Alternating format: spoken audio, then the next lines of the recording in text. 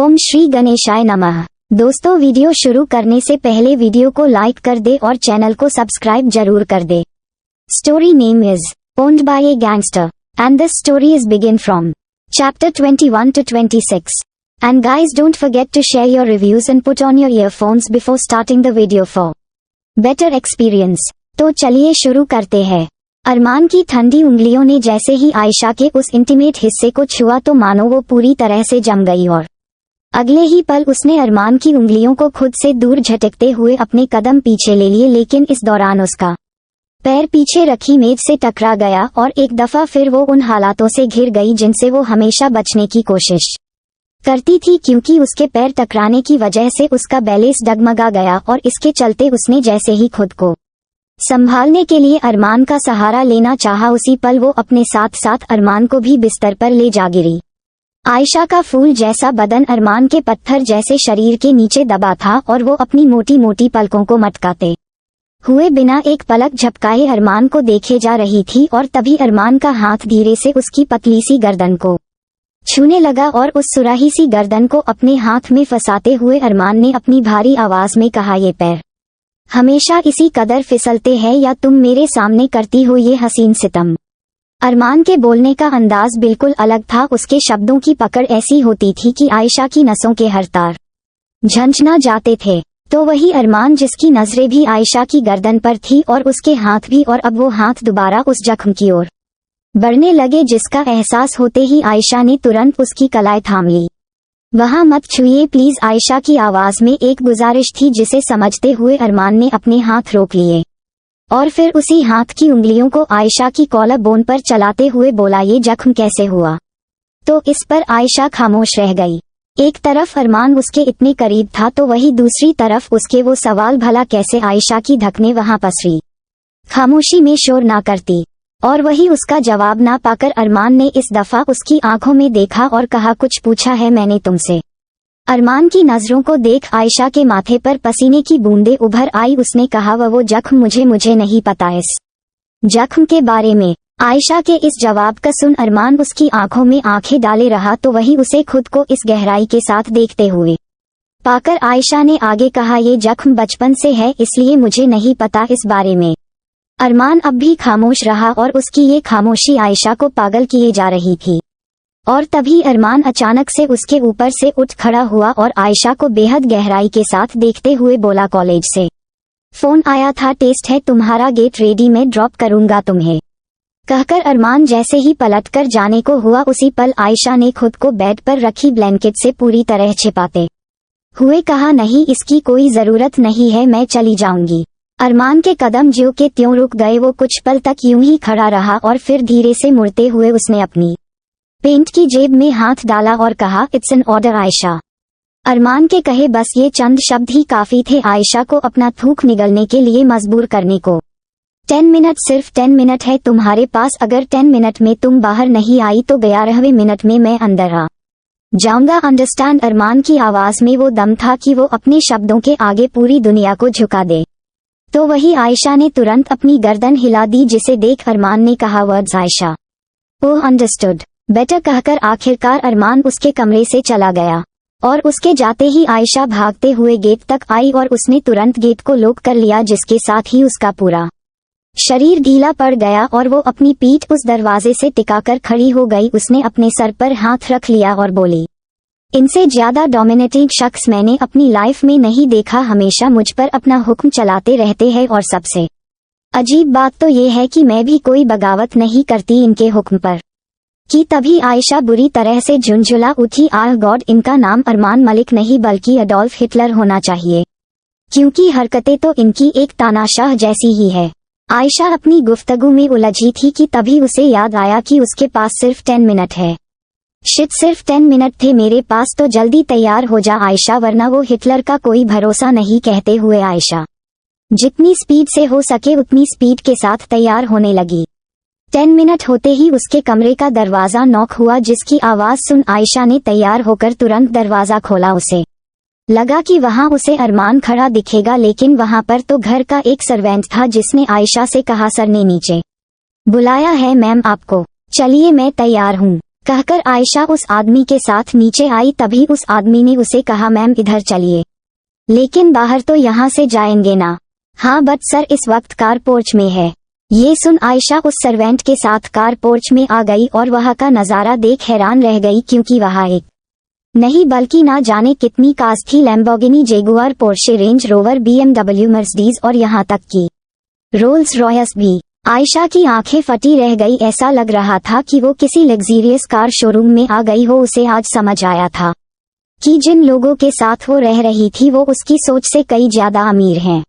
आयशा आंखें फाड़े इस पोर्च को देख रही थी और तभी उसकी नजर लैम्बोर्गिनी पर गई, जिसे देख आयशा उसके पास गई और अपने कांपते हाथ से उस चमचमाती लैम्बो को टच करने लगी, मानो अपने किसी खूबसूरत ख्वाब को छू रही थी। उसे बचपन से ही स्पोर्ट्स कार का बहुत शौक था। हालांकि ये शौक अक्सर लड़कों का होता, पर इसका मतलब ये नहीं कि लड़कियां स्पोर्टी नहीं हो सकती।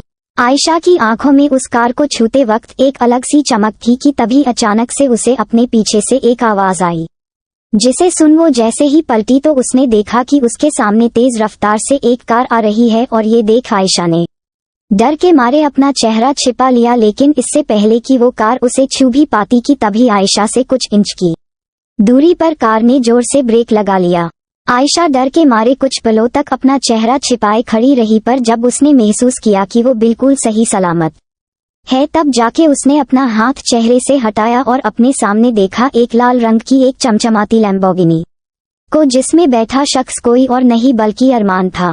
आयशा कुछ लम्हों तक अरमान की आंखों में देखती रही और तभी अरमान ने आंखों से ही इशारा कर उसे कार में बैठने को कहा। तो वही आयशा उसके चेहरे पर एक अजीब सी चमक आ गई, ये सोच के कि क्या वो सच में इस लैम्बो में बैठेगी। उसके कदम हल्के होने लगे थे और वो धीरे से कार के अंदर आकर बैठ गई और अंदर बैठती ही वो आंखें फैलाए उस कार को देखने लगी। तो वही अरमान ने एक नज़र उस पर डाली और फिर अपने हाथ को स्टीयरिंग पर रख गियर डालकर वहां से आगे बढ़ गया। आयशा को वैसे तो कुछ दिन हो चुके थे यहाँ पर रहते हुए, लेकिन उसने इतना रिच आज तक महसूस नहीं किया था जितना कि आज। एक तो आज वो अपनी पसंदीदा कार में बैठी थी और वो भी किसके साथ, अरमान के साथ, जिसे वो 2 मिनट के लिए भी रजिस्ट नहीं कर पाती थी। वो सकुचाई सी कार की सीट पर सिमटी रही, मानो किसी कांच की कार में बैठी हो और उसने जरा सी भी हिलने डुलने की कोशिश की तो पूरी कार टूट जाएगी।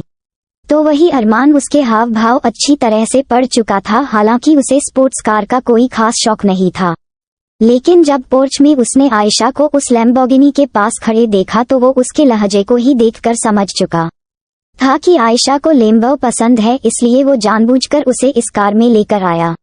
अरमान ने पहली बार अपनी तरफ से किसी के लिए एफर्ट्स किए थे, जो कि बेशक बेहद हैरानी की बात थी।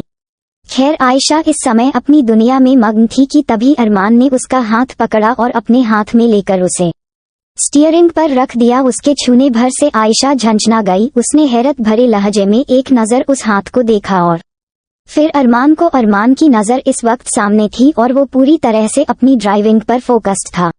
इधर आयशा अपना हाथ उसकी पकड़ से आज़ाद कराने की कोशिश करने लगी, लेकिन इसके विपरीत अरमान ने अपनी पकड़ उसके हाथ पर और अधिक मजबूत कर दी और सामने देखते हुए बोला, जैसे बैठी हो वैसे बैठी रहो, डोंट मूव। तभी आयशा ने हिम्मत कर कहा, आपने मेरा हाथ पकड़ रखा है। जानता हूँ अरमान का पूरा ध्यान ड्राइविंग पर था। मेरा मतलब है कि आपने मेरा हाथ क्यों पकड़ रखा है? तुम कहो तो कुछ और पकड़ लूं। अरमान के इन शब्दों को सुन आयशा का चेहरा पूरी तरह से लाल पड़ गया। वो मन महसूस कर रह गई और कुछ इसी तरह ये कट गया। कुछ समय बाद कॉलेज के ठीक सामने अरमान की लैम्बोर्गिनी रुकी और उसके रुकते ही हर किसी की नज़र उस पर चली गई। इधर अरमान ने अपनी सीट बेल्ट खोलते हुए आयशा से कहा, बाहर निकलो। आयशा तुरंत बाहर निकल आए और दूसरी तरफ से अरमान भी बाहर निकला और उसे देखते ही वहां खड़ी हर लड़की की सांसें थम गई। मुंह फाड़े वो अरमान को देखती रह गई। अरमान, जिसने काले रंग की जीन्स के ऊपर सफेद रंग की शर्ट पहनी थी, उस शर्ट की स्लीव्स जो उसने कोहनी तक समेट रखी थी, उसके द्वारा अरमान के हाथ की नसें उसे बेहद अट्रैक्टिव दिखा रही थी। तो वही जब अरमान ने अपनी आंखों पर काले रंग का चश्मा चढ़ाया तब तो मानो हर लड़की पूरी तरह से घायल हो गई। और इधर आयशा ने अच्छी तरह से नोटिस कर लिया था कि हर किसी की नजरें केवल अरमान पर टिक गई थी, खासकर की लड़कियां जो उसे देख आहें भर रही थी और उन्हें देख आयशा का मुंह बन गया। तभी अरमान को वहां देख उस कॉलेज का डीन वहां आया और बोला, मिस्टर मलिक आप यहाँ। तो अरमान ने आयशा को देख अपने चिर परिचित एक्सप्रेशनलेस चेहरे के साथ कहा, अपनी क्लास में जाओ। इस पर आयशा ने अपनी गर्दन हिला दी और तुरंत वहां से आगे बढ़ गई। क्लास में आते ही मानो हर किसी ने उस पर धावा बोल दिया तो वही उसकी दोस्त प्राची ने आयशा के पास आकर कहा, यार कौन था वो हैंडसम हंक और तू उसके साथ क्या कर रही थी। प्राची की अरमान को लेकर उत्सुकता देख आयशा हैरान रह गई कि तभी उन दोनों के कानों में किसी की आवाज गई, वो भाई है इसका। ये सुन आयशा का दिल धक रह गया। उसने नजर उठाकर देखा तो वहां रोनित खड़ा था। रोनित आयशा के बगल में बैठते हुए बोला, भाई है वो आयशा का, इसलिए ज्यादा ओवररिएक्ट करने की जरूरत नहीं। तो तुझे क्यों इतनी जलन हो रही है, भाई है तो क्या हुआ, बंदा तो हैंडसम है ना, प्राची ने चिढ़ते हुए कहा। इधर आयशा बार बार भाई सुन सुन के पागल हुई जा रही थी, क्योंकि उन दोनों के दरमियां अब तक जो कुछ हुआ था उस पर किसी भाई बहन के रिश्ते का नाम लगते हुए आयशा को ये सब किसी पाप की तरह लग रहा था। उसने तुरंत रोनित और प्राची से कहा, तुम दोनों प्लीज शांत हो जाओ और मुझे पढ़ने दो। अब तू क्यों चिढ़ने लगी, प्राची ने उसे घूरते हुए कहा। तो वही आयशा आगे कुछ भी कह पाती कि तभी अचानक से पूरी क्लास का शोर शांत हो गए। आयशा ने देखा कि अचानक से सभी स्टूडेंट्स खड़े होने लगे हैं और ये देख उसकी नजर सामने गई जहां से डीन अंदर आ रहे थे। गुड मॉर्निंग क्लास, डीन ने कहा। आयशा इस वक्त पीछे सीट पर बैठी थी और अब वो भी खड़ी हो गई कि तभी उसने जो देखा उससे उसके दिल की धड़कनें तेज हो गई, क्योंकि सामने क्लास में डीन के साथ अरमान भी अंदर आ चुका था। खोया खोया रहता हूँ तुझसे मिलकर, क्यों आजकल बदले बदले हैं मेरे तेवर, क्यों आजकल आंखें मेरी हर जगह ढूंढे तुझे बेवजह, ये मैं हूँ या कोई और है मेरी तरह। कई लोगों की भीड़ में सबसे पीछे खड़ी आयशा पर किसी बाज की तरह अरमान की नजर पहुंच गई, जो इस वक्त रोनित के साथ खड़ी थी। और ये देख अरमान का खून जिस कदर खौला इसे बयां भी नहीं किया जा सकता। अरमान पल भर में रोनित को पहचान गया, जिसे देखते हुए उसने अपनी आंखों से चश्मा उतारा और फिर आयशा को अपनी उंगली से आगे आने का इशारा किया। पूरे क्लास में सन्नाटा था और इस सन्नाटे में आयशा को अपने तेज हो चुके दिल की धड़कनें स्पष्ट सुनाई देने लगी। कैसे हुआ तू इतना जरूरी, कैसे हुआ तू इतना जरूरी, कैसे हुआ। आयशा डरते हुए आगे आकर खड़ी हो गई और तभी अरमान ने उसे ऊपर से नीचे देखते हुए कहा, पीछे क्या कर रही थी। अरमान के इस सवाल पर आयशा उसे सवालिया नजरों से देखने लगी। क्या हाँ कहकर अरमान ने सामने ब्लैकबोर्ड पर इशारा किया, टीचर यहाँ पढ़ाते हैं, कंसंट्रेशन आगे से बेहतर होगा। तो पीछे क्यों बैठी थी। अरमान की आवाज सख्त थी तो वही आयशा कुछ ना बोल सकी और उसने अपनी गर्दन झुका ली कि तभी अरमान ने सबसे आगे वाली सीट पर बैठी लड़की को आंखों से ही खिसकने का इशारा किया, जिसे देख वो लड़की तुरंत साइड खिसक गई। और इधर अरमान ने कहा, गो एंड सिट देयर। इस पर आयशा कुछ पल के लिए झिझकी, लेकिन फिर वो उस सीट पर जाकर बैठ गई। मैं बारिश की बोली समझता नहीं था, हवाओं से मैं यूं उलझता नहीं था, है सीने में दिल भी कहाँ थी मुझे ये खबर। कहीं पे हो रातें कहीं पे सवेरे, आवारगी ही रही साथ मेरे, ठहर जा ये कहती है तेरी नजर क्या हाल हो गया है ये मेरा। तभी अरमान ने उस सीट पर अपना हाथ टिकाते हुए आयशा के करीब झुककर कहा, आज से और अभी से तुम सिर्फ यहाँ बैठोगी इस लड़की के साथ। कहकर अरमान ने उस लड़की को देखा, नाम क्या है तुम्हारा। चित्रा। हम सो चित्रा, ये है आयशा और अब से ये तुम्हारी दोस्त। कहकर अरमान ने आयशा को देखा। अंडरस्टैंड। आयशा ने तुरंत अपनी गर्दन हिला दी, जिसे देख अरमान ने उसकी आंखों बेहद ही इंटेंसिटी के साथ देख कहा, वर्ड्स अंडरस्टूड। आयशा ने तुरंत जवाब दिया और ये सुन अरमान खड़ा हुआ और अपने आंखों पर चश्मा चढ़ाते हुए बोला, गुड। कैसे हुआ तू इतना जरूरी, कैसे हुआ तू इतना जरूरी, कैसे हुआ। क्लास में मौजूद हर शख्स इस वक्त अपनी जगह पर जम चुका था कि तभी अरमान की नजर पीछे बैठे रोनित पर गई, जिसे देख अरमान ने कहा, and you come with me. ये सुन रोनित कुछ पल के लिए हैरान हुआ कि आखिर अरमान ने उसे क्यों बुलाया, मगर फिर वो अरमान के कहे अनुसार उसके पीछे क्लास से बाहर आ गया। डीन भी उस वक्त वही थे जिनसे अरमान ने कहा, आप जाइए, मुझे इससे अकेले में बात करनी है। जी कोई जरूरत हो तो मुझे बुला लीजिएगा। कहकर डीन वहां से चले गए। तो इधर उनके जाने के बाद अरमान ने अपनी आंखों से चश्मा उतारा और फिर एक सिगरेट जलाकर उसकी लंबी कश छोड़ते हुए उसने रोनित से कहा, so young boy what's your name. Ronit Chauhan. तो रोनित चौहान बच्चे हो, अभी कॉलेज पढ़ने आते हो तो पढ़ाई पर ध्यान दो, आयशा पर नहीं, अरमान के कहे आखिरी 3 शब्दों पर रोनित दंग रह गया। तो वही अरमान ने एक हाथ उसके कंधे पर रखा और उसकी आंखों में आंखें डालकर कहा, मुझे उम्मीद है कि मेरे कही बात का मतलब समझ गए होगे, और अगर नहीं समझे तो मैं क्लियर कर देता हूँ, अगली बार उसके आसपास भी दिखाई दिए तो फिर मैं तुम्हें बातों से नहीं बल्कि लातों से समझाऊंगा, कहकर अरमान ने अपना हाथ उसके कंधे से हटाया और फिर उस सिगरेट को वही जमीन पर फेंक उसे रौंदते हुए उसने रोनित को मुस्कुराते हुए देख कहा, चलता हूँ अब पढ़ो जाकर, कहकर अरमान ने एक नजर रोनित पर डाली और अपनी आंखों पर चश्मा चढ़ाकर वहां से चला गया। तो वही रोनित वो पूरी तरह से स्तब्ध एक जगह पर खड़ा रह गया, मानो उसे यकीन ही ना हुआ हो कि अभी अभी अरमान ने उससे जो कहा वो एक धमकी थी। तकरीबन 4 बजे आयशा की क्लास ओवर हुई और वो प्राची के साथ क्लास से बाहर निकली कि तभी प्राची ने कहा, ये रोनित को अचानक से क्या हुआ, बात क्यों नहीं कर रहा? पता नहीं, ये तो उससे पूछकर ही पता चलेगा। आयशा इतना कह ही पाई थी कि तभी उसके पास एक आदमी आया। आयशा मुखर्जी, जी आपको प्रोफेसर ने बुलाया है, चलिए मेरे साथ। उस आदमी की बात पर आयशा ने एक नजर प्राची को देखा और फिर उस आदमी से कहा, ठीक है चलिए। ये कहकर आयशा उस आदमी के साथ आ गई तो वही वो आदमी उसे कॉलेज के बैक डोर के पास ले आया। आप मुझे यहाँ क्यों लाए हैं? आयशा ने हैरानी से सवाल किया और जैसे ही वहाँ से पलटने को हुई उसी पल किसी ने उसके मुंह पर एक कपड़ा रख दिया और आयशा को झटपटाने तक का वक्त ना मिला और वो बेहोश होकर जमीन पर जा गिरी। अंडस्को एक अंधेरे में डूबे कमरे में आयशा इस वक्त कुर्सी पर रस्सियों से बंधी बैठी थी। वो इस वक्त बेहोश थी, मगर कुछ ही पलों में उसकी आंखें हलचल करने लगी। वो होश में आ रही थी और कुछ ही वक्त में आयशा की आंखें खुली। पहले तो उसे कुछ भी समझ ना आया, मगर जैसे ही उसे पूरी तरह से होश आया तो उसकी आंखें पूरी तरह से फट रह गई और वो खुद को कुर्सी से बंधा पाकर घबरा उठी। मैं यहाँ कैसे आई? आयशा ने कहा और सोचने लगी कि कुछ देर पहले उसके साथ क्या हुआ था, लेकिन उसे कुछ भी याद नहीं आ रहा था सिवाय इसके कि कॉलेज में ही अचानक से वो बेहोश हो गई थी और उसके बाद क्या हुआ उसे कुछ याद नहीं। कोई है, मुझे क्यों पकड़ा है? कोई सुन रहा है मुझे? आयशा चिल्ला उठी, पर पलटकर कोई जवाब ना आया। उसके बदले अचानक से कमरे का दरवाजा खुला जिसके द्वारा 2 आदमी अंदर आए। वो दोनों आदमी दिखने में ही हरामी लग रहे थे और अपनी आंखों में हवस भरे आयशा को बुरी तरह से देखने लगे। उनकी नजरों से आयशा घिन से भर उठी और चिल्लाते हुए बोली, कौन हो तुम सब? मुझे क्यों पकड़ रखा है? इस पर वो दोनों आदमी जानवरों की तरह हंस पड़े और आयशा के पास आकर बोले, तेरे साथ बिन शादी के सुहागरात मनाने के लिए पकड़ रखा, सुन लिया? अब अगर चिल्लाई तो 2 मिनट में नंगा कर डालूंगा।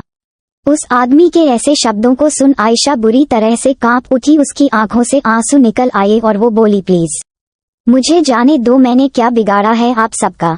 तूने हमारा तो नहीं लेकिन किसी और का बहुत कुछ बिगाड़ा है, दूसरे आदमी ने कहा।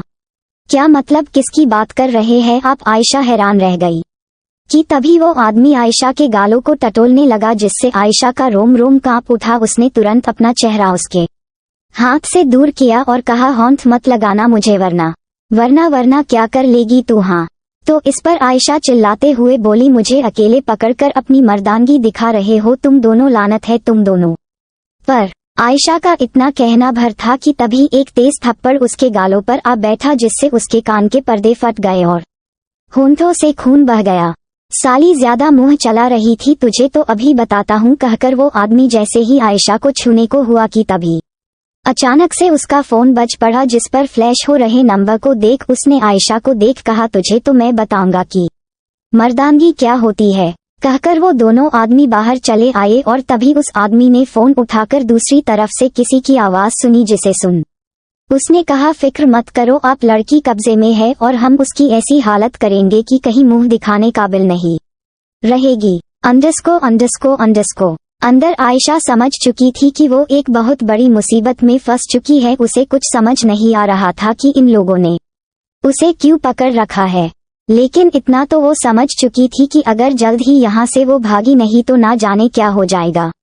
आयशा परेशानी से अपनी नजरें इधर उधर घुमाने लगी और तभी उसकी नजर कमरे में थोड़ी ऊंचाई पर लगी खिड़की पर गई, जिसे देख उसके मन में उम्मीद की किरण जागी।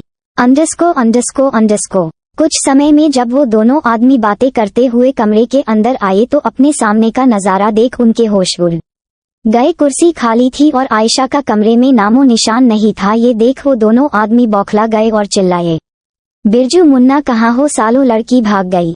और कुछ ही पलों में उन सब लोगों का दिमाग खराब हो गया। आखिर लड़की भागी तो भागी कैसे, वो चिल्लाए और तभी उनकी नजर खिड़की के पास रखी उस कुर्सी पर गई जिस पर आयशा को उन्होंने बांध रखा था।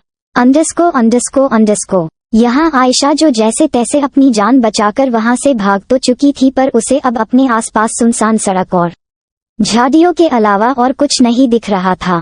तभी उसे पीछे से किसी गाड़ी की आवाज सुनाई दी, जिसे सुन आयशा तुरंत एक झाड़ी के पीछे जाकर छिप गई, क्योंकि उसने देख लिया था कि उस जीप में वही गुंडे बैठे थे।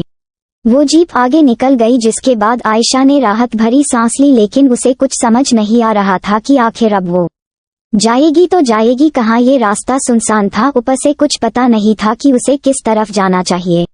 आयशा फूटकर रो पड़ी और वही घुटनों के बल जा बैठी। रोती क्यों हो मेरी रात की रानी, मैं हूं ना। अचानक से ये आवाज आयशा के कानों में पड़ी, जिसे सुन उसके दिल की धड़कनें रुक गई। उसने जैसे ही अपनी गर्दन उठाकर देखा तो अपने सामने खड़े एक आदमी को देख उसका कलेजा फटा रह गया। और तभी पीछे से वही दोनों आदमी आ गए जिन्होंने आयशा को पकड़ रखा था। ये देख आयशा की आंखें फटी रह गई और वो समझ गई कि उसकी सारी मेहनत बेकार गई। तभी एक आदमी ने उसे बालों से पकड़कर खड़ा किया और दांत पीसते हुए बोला, साली होशियारी दिखाएगी और वो भी मुझसे। ये कहते ही उसने आयशा के गालों पर तमाचा रसीद दिया, जिससे वो जमीन पर गिरने को हुई, लेकिन इससे पहले ही दूसरे आदमी ने उसे पकड़ लिया और एक और तमाचा उसके गालों पर जड़ दिया। वो सब जानवरों की तरह आयशा पर टूट पड़े थे कि तभी एक ने कहा, चल अब वीडियो बना इसका, तब आएगा असली मजा जब दुनिया के सामने इसको नंगा करेंगे। ये कहकर उसने आयशा के बालों को मुट्ठी में भरा और उसे सीधा जमीन पर किसी कचरे की तरह फेंक दिया और बदहवास हो चुकी आयशा जैसे ही जमीन पर गिरने को हुई, उससे पहले ही किसी की मजबूत बाहों ने उसे संभाल लिया। कुछ पलों तक दिल चीर देने वाला सन्नाटा पसर गया और इधर आयशा जो बेहाल हो चुकी थी, उसे ना जाने क्यों इन बाहों में महफूज होने का एहसास हुआ। उसने अपनी लाल पड़ चुकी नजरों को जैसे ही उठाया तो अपने सामने आए चेहरे को देख उसकी आंखों में इस कदर आंसुओं का सैलाब आया जिसका थमना नामुमकिन सा हो गया। उसे अपनी बाहों में संभाले अरमान खड़ा था, जिसके चेहरे पर इस वक्त काल मंडरा रहा था। तो वही आयशा वो टूट गई और अगले ही पल अरमान के सीने से जा लगी और इस कदर रोई, जिसे सुन अरमान के दिल के हजारों टुकड़े हो गए। सिर्फ उसे ही पता था कि जब से आयशा गायब हुई थी तब से लेकर अब तक उसने जमीन आसमान एक कर डाला था और इस दौरान ना जाने किन किन की बलि चढ़ चुकी थी, लेकिन उसने सोचा भी नहीं था कि आयशा उसे इस हाल में मिलेगी। आयशा ने इस कदर अपने हाथ अरमान की गर्दन में जकड़ लिए मानो अब वो उससे कभी अलग ही नहीं होगी, और अरमान उसके दिल का हाल शब्दों में उतारना नामुमकिन सा है, क्योंकि उसके अंदर जो क्रोध जन्म ले चुका था उसका अंत बहुत भयानक होने वाला था। अरमान ने आयशा को खुद से अलग किया और उसके चेहरे को हाथ में भर एक टक उसकी खून और आंसुओं से लिभरी हुई सूरत देखने लगा और फिर आयशा के आंसुओं को अपने अंगूठे से पोंछते हुए बोला, शश कुछ नहीं होगा, मैं आ गया हूं ना। पर आयशा के आंसू थमने का नाम नहीं ले रहे थे कि तभी अरमान आगे बढ़ा और उसने मजबूती से आयशा के माथे को चूम लिया और उसके सर से अपना सर जोड़ते हुए बोला, बस कुछ देर की बात और है, फिर हम घर पर होंगे और तब तक। कहकर अरमान उससे अलग हुआ और उसकी आंखों में आंखें डालकर बोला, तब तक यहाँ से हिलना मत। कहकर अरमान के लहजे में अब तक जो भी नरमियत थी वो अब अचानक से ढल गई और अब वो एक हैवान लग रहा था, जिसने अपनी नजरें सामने खड़े उन आदमियों पर डाली और धीरे धीरे करके एक एक कदम उनके करीब बढ़ाने लगा। तो वही वो आदमी बेखौफ थे ये सोचकर कि भला ये अकेला उनका क्या उखाड़ पाएगा। तभी उनमें से एक ने कहा, एह मुन्ना, इससे तू निपट, तब तक हम लौंडिया को संभालते हैं। ये सुन मुन्ना जैसे ही अरमान को छूने को हुआ, उसी पल अरमान ने अपनी कमर से बंदूक निकाली और अगले ही पल धाड़ धाड़ मुन्ना की खोपड़ी पूरी तरह से फट चुकी थी। और ये सब इतनी जल्दबाजी में हुआ कि वो सब आदमी स्तब्ध रह गए। और तभी अचानक से कुछ और गोलियों की आवाज गूंज उठी, जिसके बाद वो सभी के सभी जमीन पर ढेर हो गए, क्योंकि गोली उनके पैरों में लगी थी। उन्होंने अरमान को बहुत हल्के में ले लिया था, इसलिए उन्हें अपनी गन तक निकालने का मौका ना मिल पाया और तब तक अरमान ने उन सबको धराशायी कर डाला। लेकिन अभी तो बस शुरुआत थी। अरमान ने अपनी कार से एक धारदार चाकू बाहर निकाली जिसे लेकर वो उनमें ऐसे एक के पास आकर एड़ी के बल बैठ गया और उस चाकू को उसके हाथ पर चलाते हुए बोला, इसी हाथ से तूने उसे छुआ था ना। और ये कहते ही अरमान ने बेरहमी से ना जाने कितने बार उस आदमी के हाथ पर कर डाले। उस चाकू को इतनी बार घोंपा था उसने कि उस आदमी के हाथ का मांस तक बाहर निकल आया और ये देख आयशा का रोम रोम थरथरा उठा। अरमान को पहले भी वो गुस्से में देख चुकी थी, लेकिन आज तो वो दरिंदा लग रहा था। तो वही अरमान दूसरे आदमी के पास आया और उस चाकू को उस आदमी की आंखों पर चलाते हुए हैवानों की तरह बोला, इन्हीं आंखों से तूने उसे देखा था ना। और तभी अरमान के हाथ जरा से भी ना कांपे और उसने उस चाकू की नोक को उस आदमी की आंखों में घोंप दिया। उस आदमी की आंखें खून खच्चर हो गई और ये नजारा देख आयशा को उल्टी आते आते रह गई। उससे ये सब देखा ही ना गया और उसने तुरंत अपना चेहरा ढक लिया।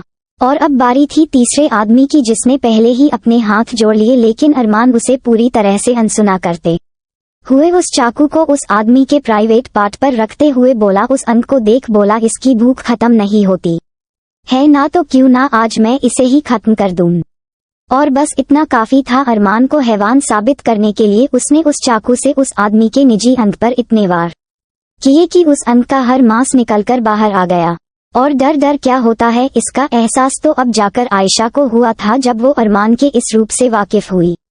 इधर अरमान ने वो खून से भीड़ चुकी चाकू जमीन पर फेंक दी और खड़ा होकर उन आदमियों की जीप के पास गया और वहां जाकर उसने पेट्रोल वाले पाइप को काट दिया, जिससे पेट्रोल बहकर उन दर्द में बिलखते हुए आदमियों के पास आने लगा। तो वही अरमान एक दफा फिर उन आदमियों के पास आकर खड़ा हुआ और अपनी जेब से एक लाइटर और सिगरेट निकालकर उस सिगरेट को सुलगाने लगा और फिर उसकी लंबी कश भरते हुए बोला, आग से उलझने का अंजाम पता है क्या होता है? नहीं पता, रुक अभी पता चल जाएगा। ये कहते ही अरमान ने वो जलती हुई सिगरेट उस बह रहे पेट्रोल के ऊपर फेंक दी और मुड़कर आयशा के पास आ गया।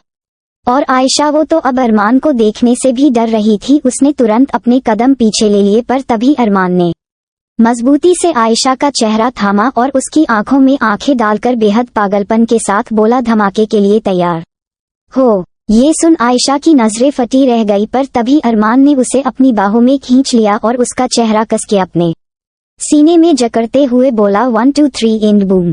और इसी के साथ पीछे खड़ी उन आदमियों की जीप धमाके के साथ फट गई और उस धमाके की इतनी तेज आवाज आई जिसे सुन आयशा की आत्मा तक थरथरा उठी और उसने अपने हाथ मजबूती से अरमान के सीने पर जकड़ दिए।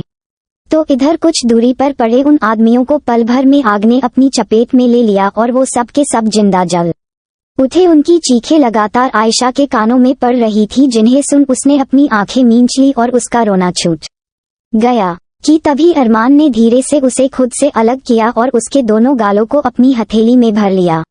आयशा डर के मारे अरमान का चेहरा तक नहीं देख पा रही थी, क्योंकि उसके चेहरे पर खून के छींटे थे। तो वही अरमान ने पूरे पागलपन और सनक के साथ उसकी आंखों में देख एक एक शब्द पर जोर देते हुए कहा, तुम्हें अगर किसी ने भी आंख उठाकर देखा तो उसकी आंखें निकाल लूंगा, किसी ने भी छुआ तो उसके हाथ काट डालूंगा, और अगर किसी ने भी, कहकर अरमान ने अपनी बात अधूरी छोड़ दी, समझ गई ना?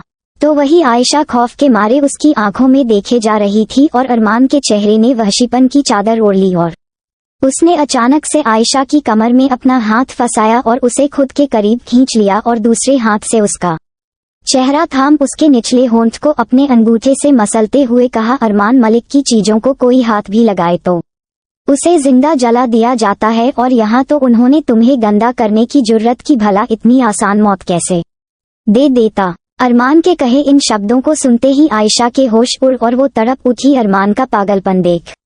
वाराणसी, काशी में गंगा घाट किनारे खड़े कई पंडित इस समय मंत्र उच्चारण कर रहे थे। उन पंडितों की भीड़ में एक किनारे खड़े थे कुछ लोग जो दिखने में बॉडीगार्ड्स लग रहे थे।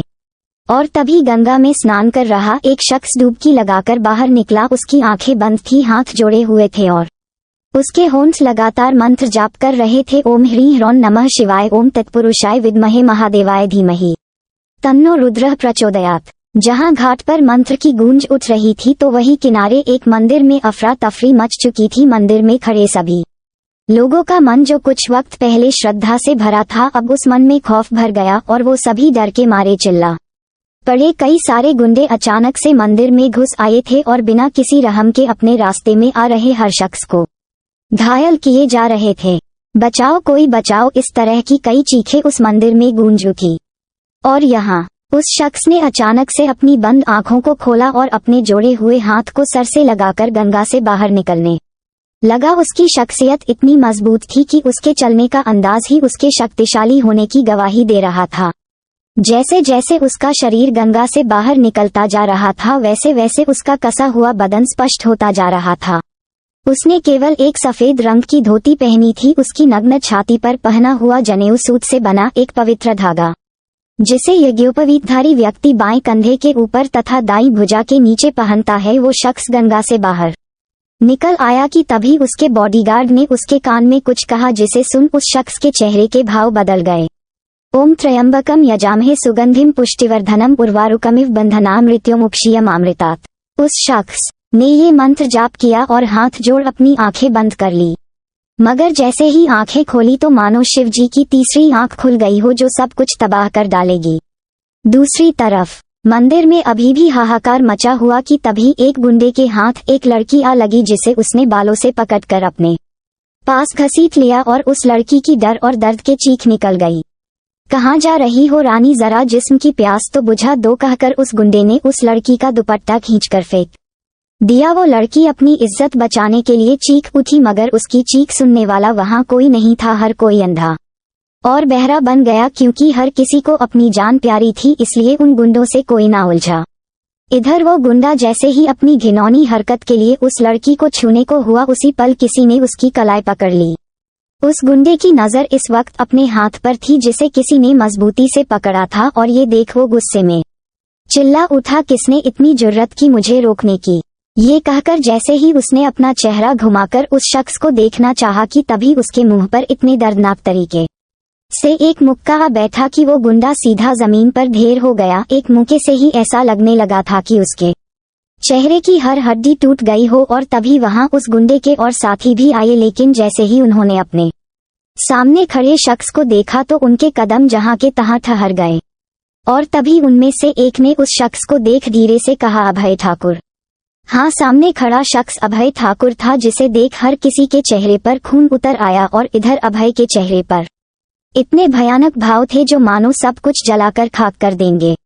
तभी अभय ने उस पवित्र जनेऊ के सिर के भाग को कान पर लपेटकर रख लिया और फिर जमीन पर पड़े उस गुंडे को देख बोला, प्यास बुझानी है, कहकर अभय उसके पास बढ़ने लगा। प्यास जरूर बुझेगी, पर तेरी नहीं किसी और की, कहकर अभय ने उस मंदिर में मौजूद काली मां की बड़ी सी मूर्ति को देखा और उस मूर्ति के पास जाकर अपने हाथ जोड़ लिए और वहां रखी एक तलवार अपने हाथ में उठा ली। उसके हाथ में वो धारदार तलवार को देख उस जमीन पर पड़े गुंडे का खून सूख गया। वो तुरंत दूर खड़े अपने आदमियों को देख चिल्लाया, एह तुम सब खड़े खड़े तमाशा क्या देख रहे हो, मारो साले को। लेकिन उन सबके कानों में मानो जूं तक ना रेंगी, उल्टा उन्होंने अपने कदम पीछे ले लिए और वो तो अब अपनी जान बचाने की दुआ मांगने लगे। और यहाँ अभय उस तलवार को लेकर उस गुंडे के करीब बढ़ने लगा कि तभी वो गुंडा डर के मारे पीछे रेंगने लगा।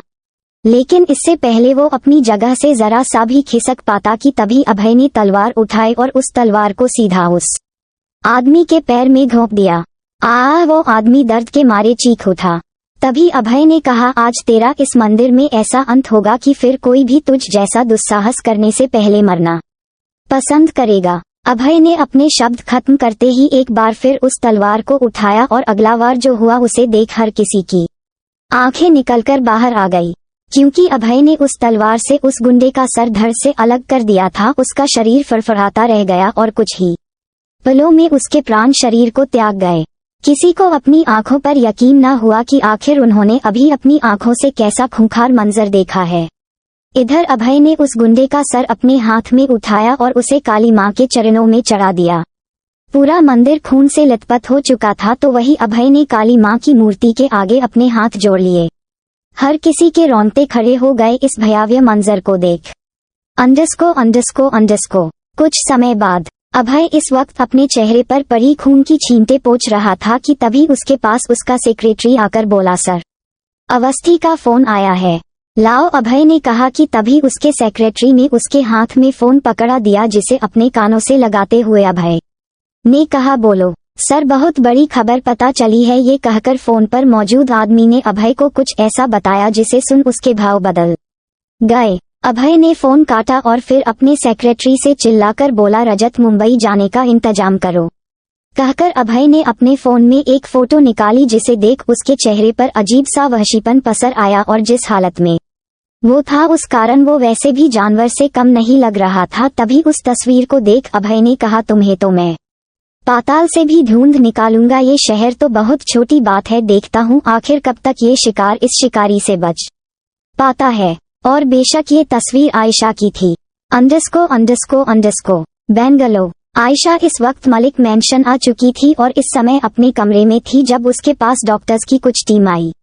शरद और जूलिया पहले से ही परेशानी से उसके पास खड़े थे। जब डॉक्टर्स को आते देख शरद ने कहा, डॉक्टर, अगर आपको जरा सी भी नीड लगे आयशा को हॉस्पिटलाइज करने की तो प्लीज मुझे तुरंत इन्फॉर्म करिएगा, मैं अब और कोई रिस्क नहीं लेना चाहता।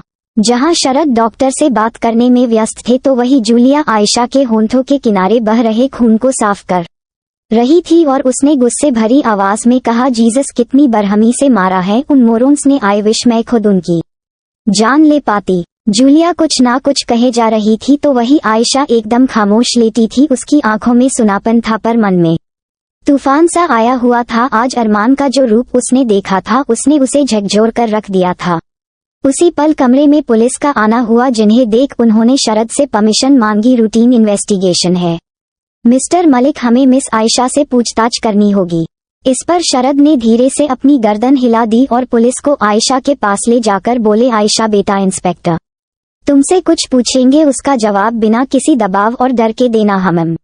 और फिर इंस्पेक्टर ने आयशा से कहा, मिस आयशा, क्या आपको किसी पर शक है कि ये सब आपके साथ किसने करवाया होगा? नहीं, आयशा ने बिना किसी भाव के जवाब दिया।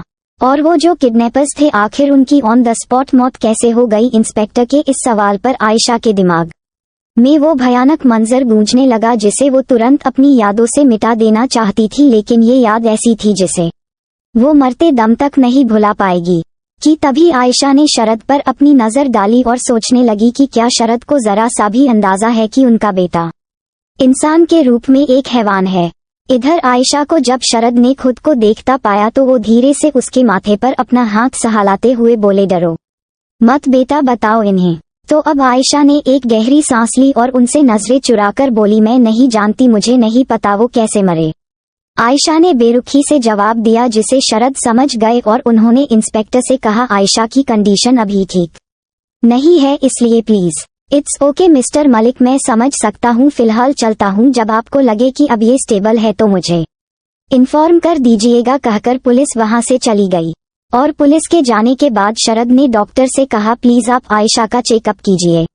ये सुन एक मेल डॉक्टर आयशा के पास आया और वो जैसे ही उसे को छूने को हुआ कि तभी डोंट टच हर। इस तेज आवाज को सुन वहाँ मौजूद हर शख्स डर गया और उन्होंने जैसे ही अपनी नजरें उठाई तो उन्हें गुस्से में भकभकाता हुआ अरमान अंदर आता हुआ दिखाई दिया और आते ही उसने उस डॉक्टर की कॉलर पकड़ ली। मैंने फीमेल डॉक्टर्स की टीम को बुलाया था ना, तो फिर तू क्या यहाँ कर रहा है? हाँ। अरमान को इस कदर बदतमीजी करते देख हर कोई हैरान रह गया कि तभी शरद अरमान के पास आकर बोले, अरमान बिहेव योरसेल्फ, भला क्या फर्क है डॉक्टर मेल हो या फीमेल? तो इस पर अरमान ने उस डॉक्टर की कॉलर झटक कर छोड़ी और शरद की आंखों में आंखें डालकर एक एक शब्द पर जोर देते हुए बोला, मुझे फर्क पड़ता है और मुझे इसके शरीर पर कोई मेल टच नहीं चाहिए। ये कहते ही अरमान गार्ड्स पर चिल्लाया, call the female staff right now. कहकर उसने उन मेल डॉक्टर्स को देखा और तुम सब निकलो यहाँ से अभी के अभी, गेट आउट। अरमान के गुस्से को देख वो डॉक्टर तुरंत वहाँ से चले गए तो वही यहाँ हर कोई आंखें फाड़े रह गया। किसी को भी अरमान का ये बर्ताव समझ ना आया, पर आयशा उसके अंदर अरमान के पागलपन को देख डर की लहर बढ़ती ही जा रही थी। जब शरद ने आयशा का डरा हुआ चेहरा देखा तो वो अरमान का हाथ पकड़कर बोले, मुझे तुमसे जरूरी बात करनी है, प्लीज चलो। मगर अरमान की नजरें एक टक आयशा पर टिकी थी, जिन्हें देख आयशा का शरीर ठंडा पड़ गया। चलो अरमान। शरद जबरन अरमान को अपने साथ वहां से ले गए तो उसके जाते ही अब जाकर मानो आयशा की जान में जान आई। ___। शरद और अरमान इस वक्त मेंशन में बने बार काउंटर पर बैठे थे। दोनों इस वक्त खामोश थे, पर तभी शरद ने ड्रिंक्स बनाकर एक ड्रिंक का ग्लास अरमान की ओर बढ़ा दिया और अरमान, जिसकी नजरें कहीं और थी, उसने उस ड्रिंक का ग्लास उठाया और शराब को अपने मुंह से लगा लिया।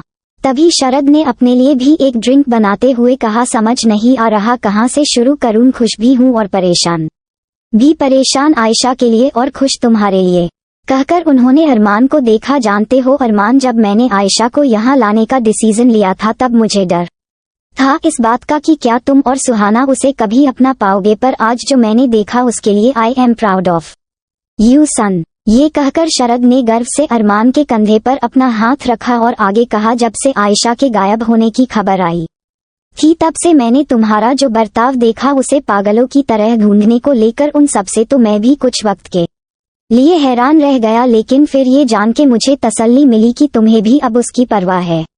और इसी के साथ शरद ने आगे जो कहा उसे सुन अरमान के हाथ जो शराब पीने लिए आगे उठे थे वो जहां के तहां रुक गए। शरद ने कहा, आखिरकार तुमने उसे अपनी छोटी बहन के रूप में एक्सेप्ट कर ही लिया और अच्छा लगा मुझे देखकर।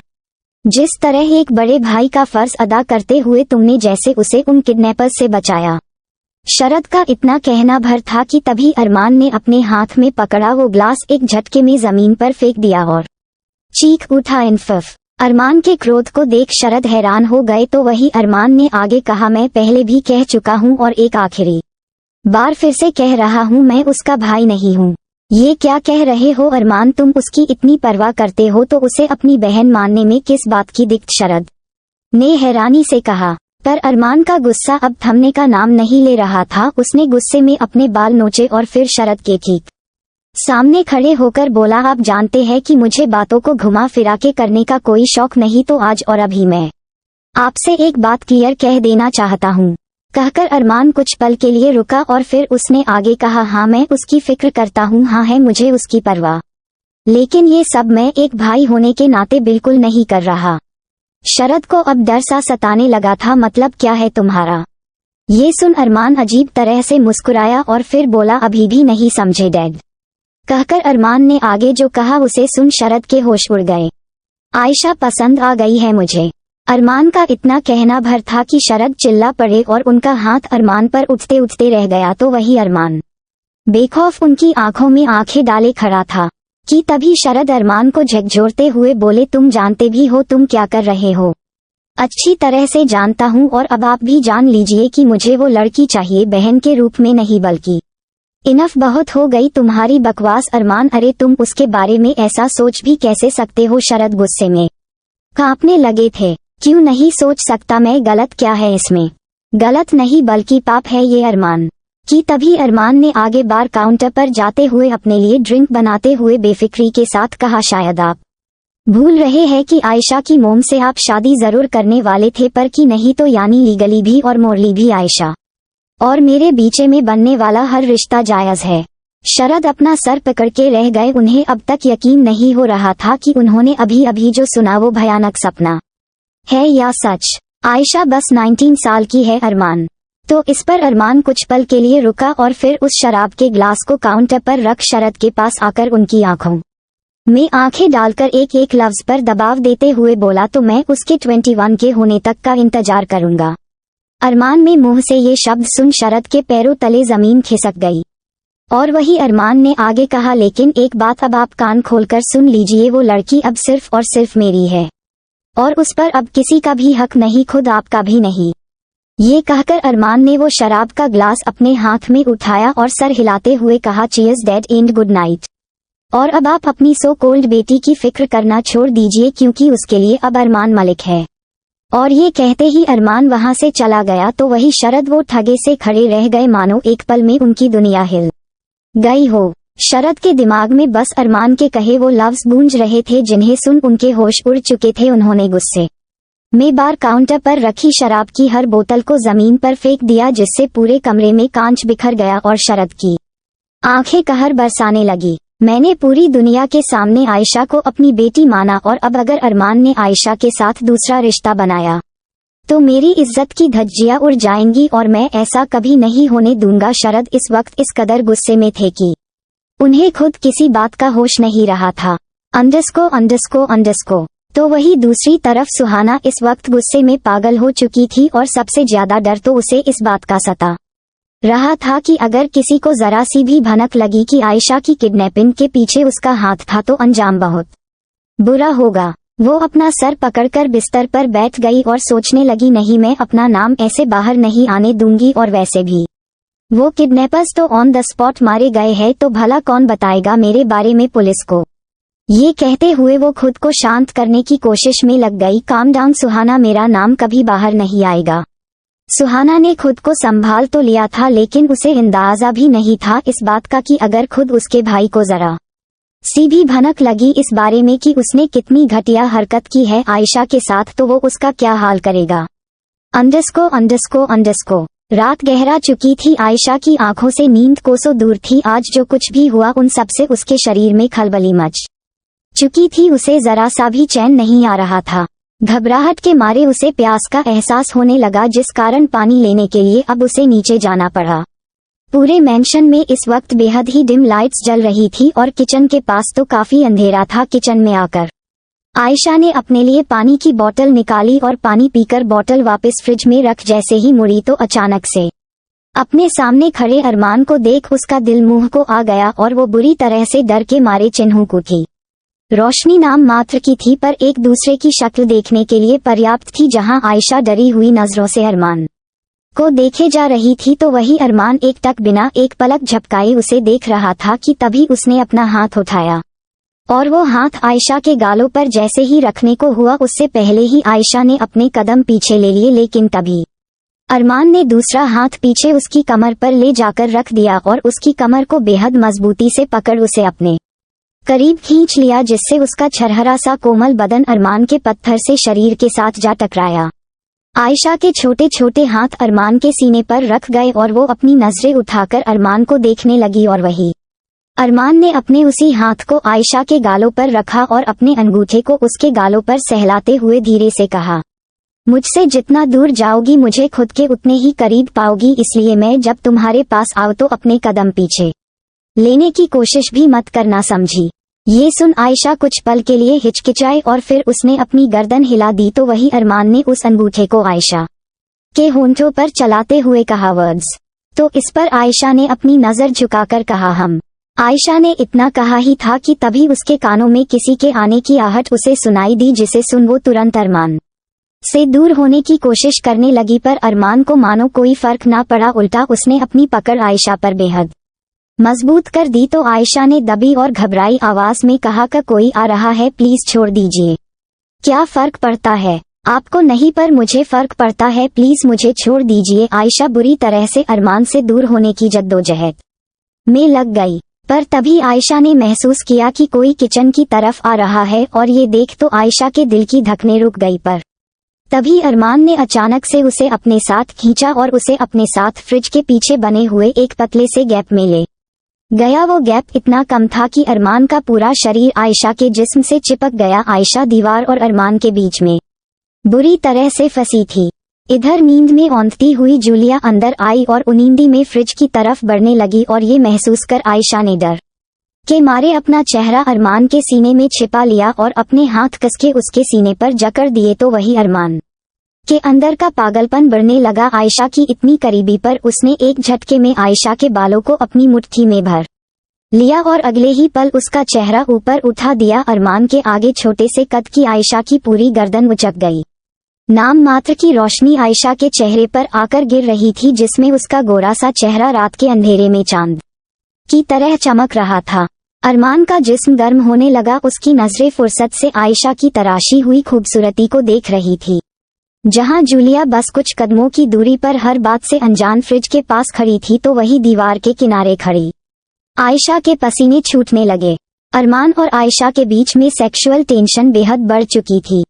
अरमान लिस्टफुल नजरों से आयशा को देखे जा रहा था। उसकी आंखें, उसकी पतली सी नाक और कपकपाते हुए होंठ सब कुछ पागल कर रहे थे अरमान को। कि तभी अरमान के दिमाग में वो शब्द गूंजने लगे जब हर किसी ने आयशा के साथ उसके बहन होने का रिश्ता जोड़ा। ये याद कर वो बेहद गुस्से में और एक अजीब से पैशन से भर उठा और उसने आयशा के होंठों को मसलते हुए कहा, यू ड्राइव्स मी क्रेजी। और ये कहते ही अरमान ने आयशा के होंठों को जब्त कर लिया और इतने पैशन के साथ उसके होंठों को अपने दांतों तले दबा लिया कि आयशा का दिमाग सुन्न पड़ चुका था। हालात ऐसे फंस चुके थे कि वो चिल्ला भी नहीं सकती थी और ना ही अरमान से दूर हो सकती थी। अरमान पागलों की तरह उसके होंठों को चूमने लगा और उसका हाथ आयशा की पीठ से होकर नीचे कमर तक जाने लगा और बेचारी आयशा वो किसी मूर्ति की तरह जमी रह गई। उसकी सांसें फूलने लगी थी, लेकिन वो चाहकर भी अरमान से दूर ना हो सकी और अपनी आंखें मजबूती से मींचकर उसने अपने नाखून अरमान के सीने में धंसा दिए। उनके होंठ बेतरतीबी से आपस में उलझे थे।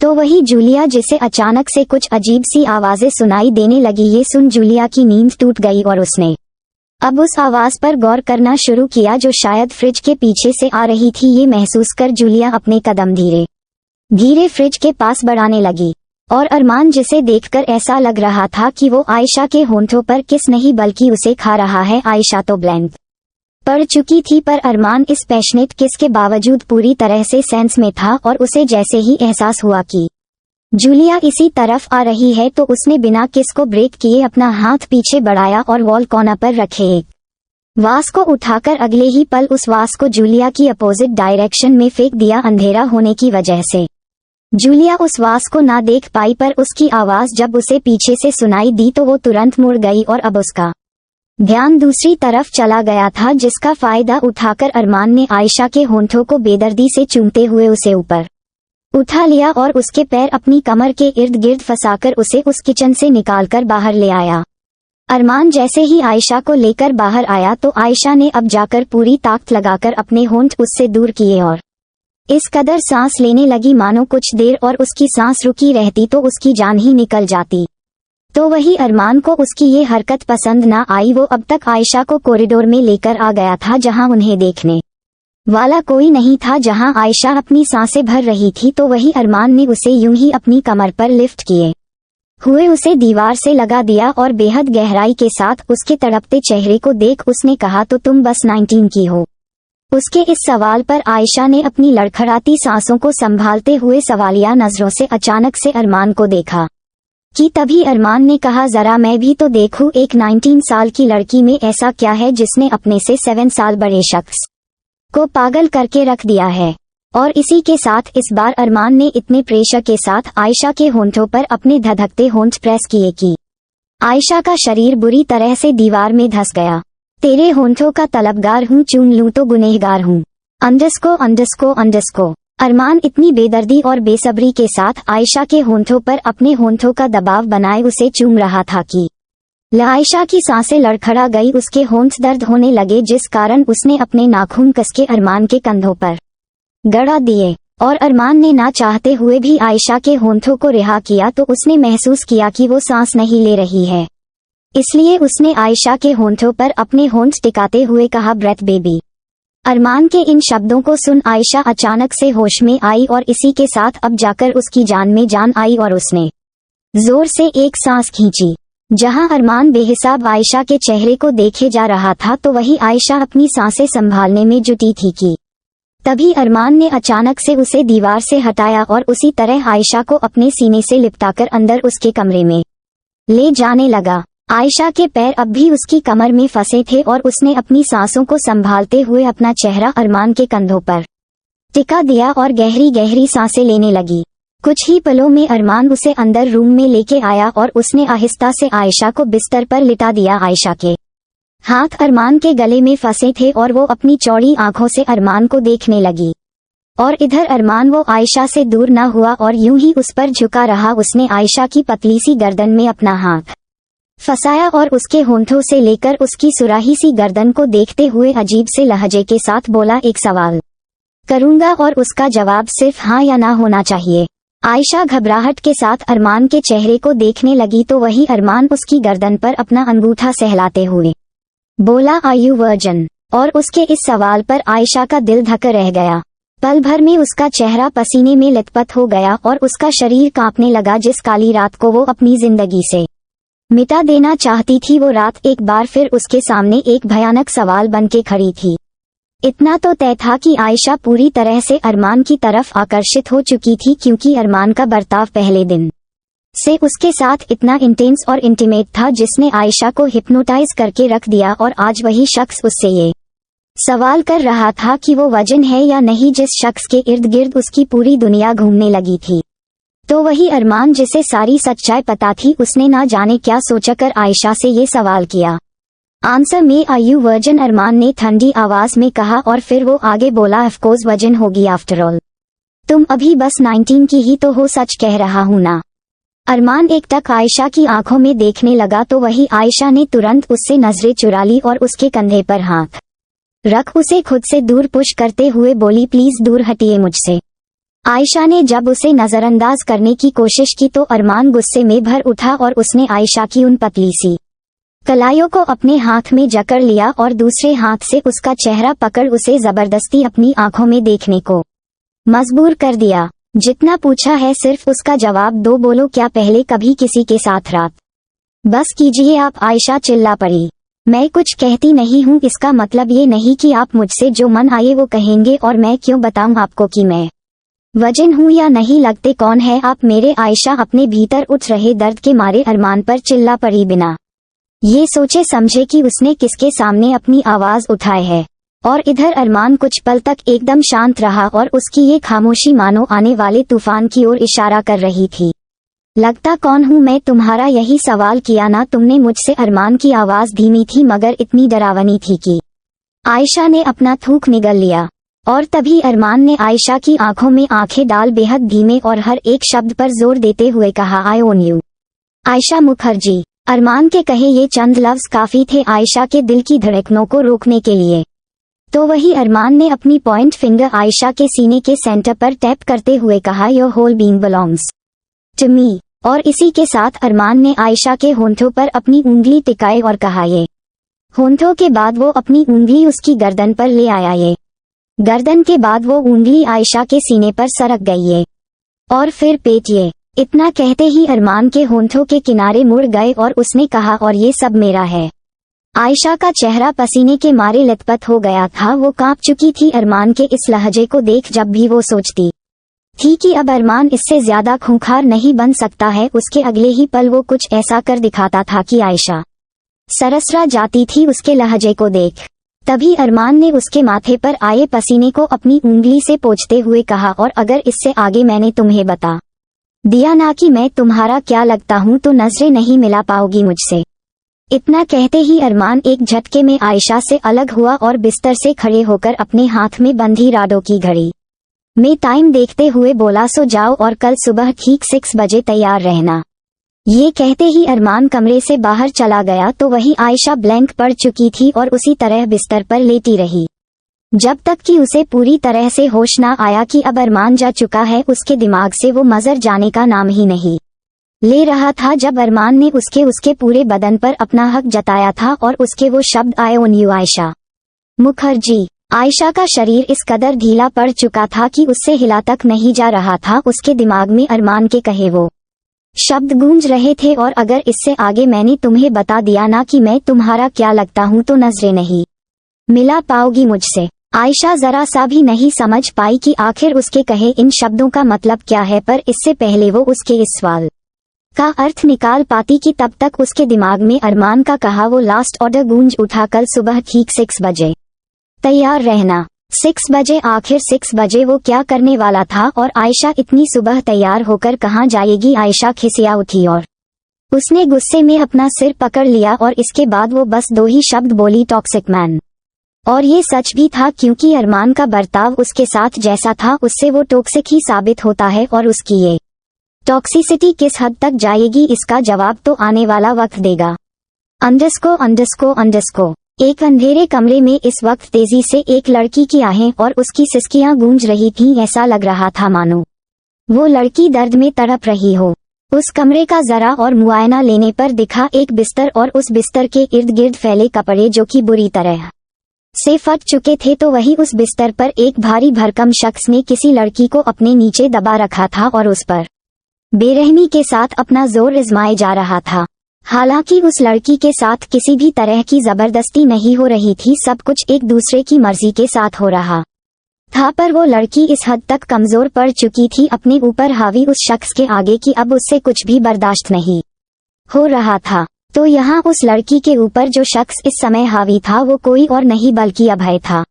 अभय के चेहरे पर किसी भी तरह के एक्सप्रेशन नहीं थे और ऐसा लग रहा था कि वो उस लड़की के साथ इंटीमेट होते हुए भी किसी और के बारे में सोच रहा है और उसका गुस्सा इस लड़की पर उतार रहा है कि तभी वो एक झटके में उस लड़की से दूर हुआ और उस लड़की को अगले ही पल अपने बिस्तर से खड़ा करते हुए बोला, गेट आउट। वो लड़की तो हैरानी से अभय को देखती ही रह गई, पर उसमें अभय ठाकुर के खिलाफ कुछ भी बोलने की हिम्मत नहीं थी। उसके शरीर में जान तो नहीं रही थी, पर उसने जैसे तैसे अपने फटे हुए कपड़ों को पहना और अपने शरीर को एक शॉल से ढककर तुरंत वहां से चली गई। तो वही अभय जो इस वक्त नेकेड था, उसने अपनी कमर पर एक टॉवल लपेटी और टेबल से सिगरेट और लाइटर उठाकर उस सिगरेट को सुलगा लिया। कुछ देर बाद अभय की महंगी कार एक बड़े से मकान के आगे रुकी। ये मकान शहर से दूर एक खाली जगह पर था जहां अक्सर वो अकेला ही आता था। अंदर आकर उसने अपने कमरे की तरफ रुख किया और कुछ ही समय में फ्रेश होकर बाहर आया। इस वक्त उसके होंठों के बीच सिगरेट दबी थी, बदन पर मात्र एक टॉवल थी जिसमें उसका गठीला बदन साफ दिख रहा था, जिस पर उसके सीने पर गुदा एक भयंकर सा टैटू उसे कई ज्यादा भयानक दिखा रहा था। वहीं थोड़े समय बाद उसने धीमे से एक ड्रॉर खोला। ड्रॉर खुलते ही उसमें रखी एक तस्वीर नजर आने लगी। उसने हौले से वो तस्वीर बाहर निकाली। उस तस्वीर में दिख रही लड़की को देखते समय उसकी आंखों में अलग सा नशा छाया था और फिर धीरे से उस तस्वीर को अभय ने अपने होंठों से चूम लिया। बहुत सताती हो जाने मन पर तुम्हारे बिना बीते हर लम्हों का हिसाब रखा है मैंने, सब्र करो हर धोखे का अंजाम मिलेगा तुम्हें, वो भी बेहद बेहिसाब और बेदर्दी से कहकर अगले ही पल अभय ने उस तस्वीर को लाइटर से जला दिया। आग की लपटें उस तस्वीर में दिख रहे आयशा के चेहरे को अपनी चपेट में ले रही थी, तो वही अभय की आंखों में इस कदर नफरत थी जो दुनिया तक जला देने का दम रखती थी। वक्त ना लगा और अभय के देखते ही देखते आयशा की वो तस्वीर खाक में तब्दील हो गई। अगली सुबह आयशा की नींद उसके दरवाजा खटखटाने की आवाज से टूटी। वो नींद में उठी और उसने अपने फोन में सबसे पहले टाइम देखा तो 6 बज रखे थे। वो हैरान रह गई कि भला इतनी सुबह सुबह उसे कौन परेशान करने आ गया। आयशा बेमन से बिस्तर से बाहर उतरी और जाकर उसने दरवाजा खोला तो चौखट पर जूलिया खड़ी थी, जिसे देख आयशा ने हैरानी से कहा, जूलिया क्या हुआ, इतनी सुबह गलती से आ गई क्या मेरे कमरे में? गलती से नहीं आई हूँ आयशा मैम, बल्कि मुझे सर ने भेजा है, जूलिया ने कहा। सर? कौन सर? अरमान सर ने। और किसने? उन्होंने स्ट्रिक्टली आपको बेसमेंट में बुलाया है। जूलिया के मुंह से अरमान का नाम सुन आयशा की सारी नींद हवा में उड़ गई। क्या कहा उन्होंने? पर मुझे इतनी सुबह क्यों बुलाया है? आयशा ने चिढ़ भरी आवाज में कहा। वो तो वहीं पर जाकर पता चलेगा ना मैम, चलिए अब फ्रेश हो आइए फटाफट, और ये रहा आपका कॉस्ट्यूम, कहकर जूलिया ने आयशा के हाथ में कपड़ों का एक पतला सा बैग पकड़ा दिया। और आयशा अभी तक इस सवाल में उलझी थी कि भला अब अरमान उसे किस बात को लेकर डराने वाला है कि तभी अचानक से उसके दिमाग की बत्ती जली और उसे कल रात के कहे अरमान के वो शब्द याद आए, कल सुबह ठीक 6 बजे तैयार रहना। आयशा के दिमाग से तो उसकी वो बात पूरी तरह से उतर ही चुकी थी।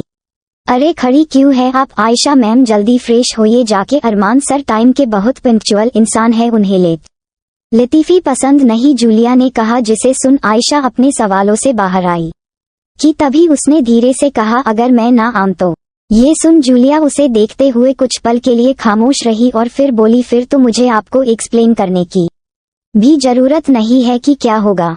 जूलिया के मुंह से इन शब्दों को सुन आयशा तिलमिला उठी। वो मना करना चाहती थी, लेकिन अरमान का डोमिनेशन उस पर इस कदर हावी हो चुका था कि उसकी हिम्मत ही नहीं हुई इनकार करने की, और उसने मन मसोस कर कहा, 5 मिनट कहकर आयशा ने गुस्से में धमक की आवाज के साथ गेट लगाया और उसका मन कर रहा था कि वो अपने हाथ में पकड़े उस बैग को फेंक दे, क्योंकि 6 बजे ही उसकी नींद खराब हो चुकी थी और आयशा को अपनी नींद से सबसे ज्यादा प्यार था। अंडरस्को आयशा इस वक्त तैयार हो चुकी थी। उसने इस समय एक टाइट फिटेड एक्टिव वियर पहन रखे थे, टैंक टॉप और नीचे वर्कआउट लेगिंग्स के साथ स्पोर्ट्स शूज। बालों का उसने अभी भी मेसी बन बना रखा था, क्योंकि उसे कोई अंदाजा नहीं था कि वो ये कपड़े पहनकर कहाँ जा रही है।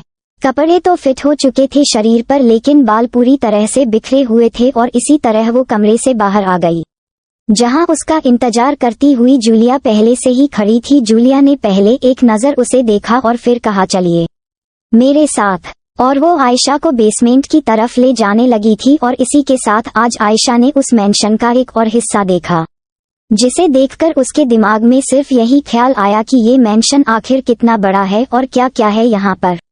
कुछ ही समय में जूलिया एक गेट के आगे आकर रुकी। वो गेट काफी मजबूत था और इलेक्ट्रिक भी था। जूलिया ने उस गेट पर लगे स्कैनर पर अपना हाथ रखा, जिसके साथ ही पूरा गेट खुलता चला गया। और इसी के साथ आयशा के सामने आया एक बड़ा सा बेसमेंट, जिसमें एक तरफ कई सारी जिम मशीन्स रखी थी तो दूसरी तरफ वहां पर कई तरह के वर्कआउट के सामान रखे थे। आयशा आंखें फाड़े ये सब देखती ही रह गई और तभी उसकी नजर पड़ी अरमान पर और जिस्म का रोम रोम खड़ा हो गया उसका अरमान को देख। अरमान जिसने इस वक्त ब्लैक कलर की इनरवियर पहनी थी और नीचे स्वेट पैंट्स के साथ सपोर्ट शूज, और उसके ठीक सामने खड़ा था एक हट्टा खट्टा आदमी जिसके साथ अरमान फाइट की प्रैक्टिस कर रहा था।